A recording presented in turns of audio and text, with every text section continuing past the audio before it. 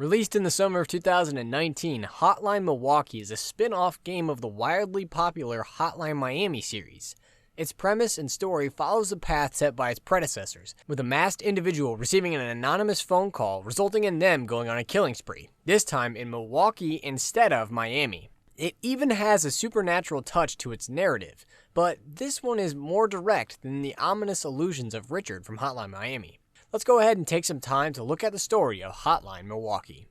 The story opens with one of the main characters of the game, Cock, Boar, Gato, or Donk, alone in their house. A ring from their phone pulls them to answer it, where they hear someone named Benny on the other end, calling from an exterminator service. He tells the main character that Ben gave them their number, saying that they were a real maniac. Needing someone with their skill set, Benny asks the protagonist to go to the basement of an old textile factory to deal with some vermin. He tells them the doors are already unlocked and pushes them to complete the job as quickly as possible. The main character hops in their car, arriving at the factory where they don't find any pests, but they do find muscle-bound men in wife beaters that try to attack them when they are seen by them. The protagonist grabs a nearby weapon and fights off the men, killing them there in the factory.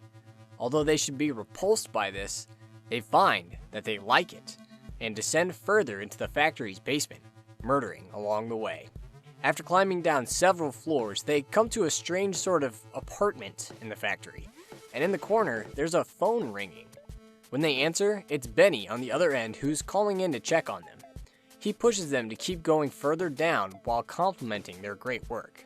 The main character follows Benny's orders and continues down, killing more men until again coming to another strange apartment with a ringing phone with who else but Benny on the other end.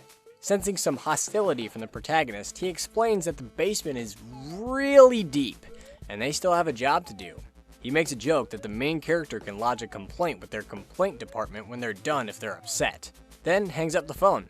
The main character murders their way further into the factory's basement until they are called by Benny once again.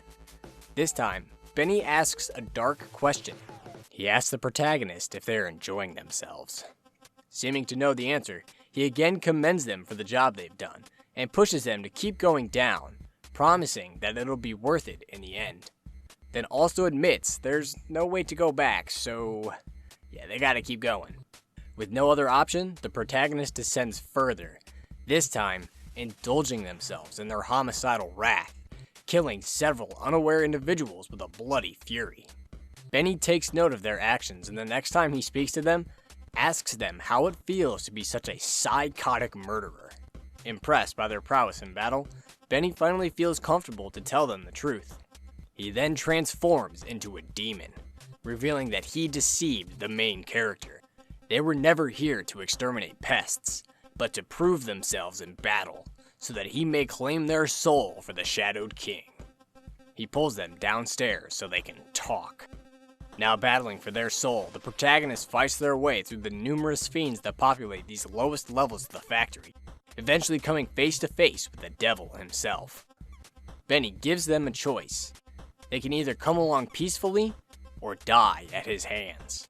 The protagonist answers with silence, intending to put up a fight. So Benny charges them, and the two begin a fight over their soul. Benny's demonic nature gives him powers that the protagonist has never seen before, but their skill in battle proves to be too much for the devil, and he is eventually defeated. Benny tells the masked champion that they'll come to regret their decision, for the path of darkness is the only true path. Then, with his dying breath, he proposes a shocking twist, that he's been dead all along, but knows the main character doesn't care about him, and calls them a heartless bastard. With his final insult, Hotline Milwaukee comes to an end. With its top-down perspective, bloody violence, and deceptive story, Hotline Milwaukee carries the trademarks of its predecessors. Even the supernatural twist in the story carries similarities to the Richard encounters in Hotline Miami. But could there be more direct ties between the stories of the two games?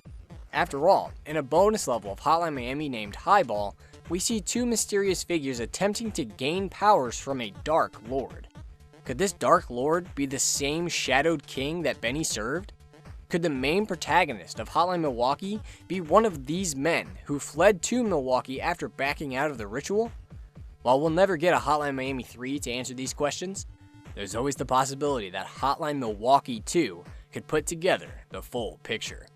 But that's all I have for Hotline Milwaukee. Now, obviously, the game was created as a jokey homage to Hotline Miami, and any of the ties between the games should be treated as such, unless the creators come out and say otherwise.